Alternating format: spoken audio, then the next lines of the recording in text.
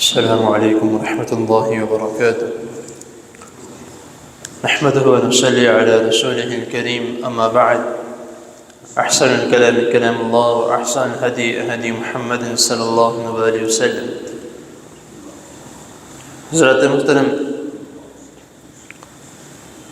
اللہ تعالیٰ کی توفیق سے وراثت کے احکام و مسائل آپ کے سامنے اختصار کے ساتھ بیان کیے جا رہے ہیں. پچھلی نشست میں لے پالک بچے کے متعلق اس کی وراثت یا اس کی تقسیم کے متعلق آپ کے سامنے بیان کیا گیا تھا، اور آج کا جو سبق ہے وہ ولد لعان کے متعلق ہے. ولد لعان ایک ایسا مسئلہ ہے جس کے متعلق جو ایک طریقہ کار ہے، مرد اور عورت، اگر عورت کی اولاد ہوتی ہے اور اس کا جو خاوند ہے وہ اس بچے کا یا اس اولاد کا جو ہے وہ انکار کر دیتا ہے کہ یہ اولاد میری نہیں ہے، میری بیوی نے کسی کے ساتھ غلط کام کیا ہے، یہ اولاد اس کی ہے، یہ میری اولاد نہیں. اور اس الزام کے متعلق وہ عورت قسم کھاتی ہے، وہ کہتی ہے کہ یہ اولاد اسی کی ہے، میں بے گناہ ہوں، بے قصور ہوں، میں نے کسی بھی قسم کی ایسی کوئی حرکت نہیں کی. لیکن وہ خاوند اسی پہ اپنے اسے الزام پہ جو ہے وہ اٹل ہے، اور پھر اس کے متعلق جو ہے وہ آگے جو اس کا طریقہ کار ہے کہ دونوں اپنی بے گناہی کا ثبوت رکھتے ہوئے وہ پھر اپنے آپ کو یہ کہیں گے کہ اگر میں جھوٹا ہوں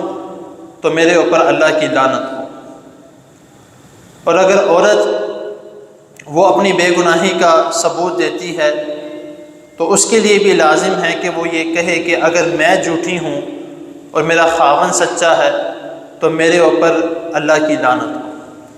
اور یہ لعان اس طریقے سے ہے کہ نبی کریم صلی اللہ علیہ وسلم نے اس کے متعلق جو فرمایا ہے کہ یہ جو مرد عورت اس طرح کا عمل کر لیں، ایک تو الزام تراشی ہو گئی، دوسرا کہ وہ یہ لعان کر لیں، تو اس کے بعد جو ہے وہ ان کا نکاح جو ہے وہ ٹوٹ جاتا ہے. اس کے لیے باقاعدہ طلاق دینے کی یا ایک یا دو یا تین اس طرح کی کوئی ضرورت نہیں ہے. وہ تینوں طلاقیں جو ہے وہ اس ایک لفظ کے ساتھ ان کا رشتہ ختم ہو جاتا ہے. اب وہ جو اولاد ہے اس کے متعلق جو نبی کریم صلی اللہ علیہ وسلم نے فرمایا کہ یہ اولاد اس عورت کی وارث ہے اور اس کی ماں جو ہے وہ اس کی وارث ہے. اب اگر اس کے برعکس کوئی عورت جو ہے وہ اپنے خاوند کے متعلق کوئی اس طرح کی بات پیش کرتی ہے کہ میرے خاوند کو میں نے دیکھا کہ وہ کسی اور کے ساتھ تھا وغیرہ وغیرہ، سارا معاملہ آگے اسی طرح ہی ہے، تو ان کے لیے بھی یہی دونوں چیزیں ہیں کہ وہ آپس میں اگر لعان کرتے ہیں، خاوند کہتا ہے کہ میں نے اس طرح کا کوئی عمل نہیں کیا، لیکن عورت کہتی ہے کہ اس نے کیا ہے. اب اس میں ایک اور چیز بھی آ جاتی ہے کہ ایک تو آنکھوں دیکھی عمل کرنا یا آنکھوں دیکھی بات بتانا کہ میں نے اپنی آنکھوں سے دیکھا، اور دوسری ایک چیز یہ ہمارے معاشرے میں جو بہت زیادہ پھیل رہی ہے وہ ہے سنی سنائی بات، کہ اگر آپ کو کسی نے آپ کے پارٹنر کے متعلق، خاوند ہے یا بیوی ہے یا کوئی بھی گھر کا کوئی بھی فرد ہے،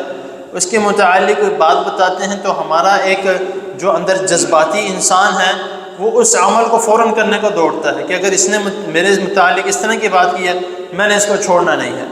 سب سے پہلے اس کی تحقیق کریں، اس کے بعد اس طرح کا کوئی عمل کریں. ہاں اگر آنکھوں دیکھی ہے تو پھر آپ ظاہر سی بات ہے فوراً ایکشن لے سکتے ہیں. اور ایک دوسری ایک چیز آ جاتی ہے کہ اگر کسی شخص نے، کسی مرد ہے یا عورت ہے، اس نے اس طرح کا کوئی عمل کیا ہے، غلط کوئی کام کیا ہے، تو اس کے لیے جو ہے اس کے اوپر ثبوت یا اس کے اوپر الزام لگانے کے لیے اس کے لیے گواہ لازمی ہے، اگر گواہ نہیں ہے تو اس کے بعد یہ پھر جو ہے وہ لعان والا کام ہے۔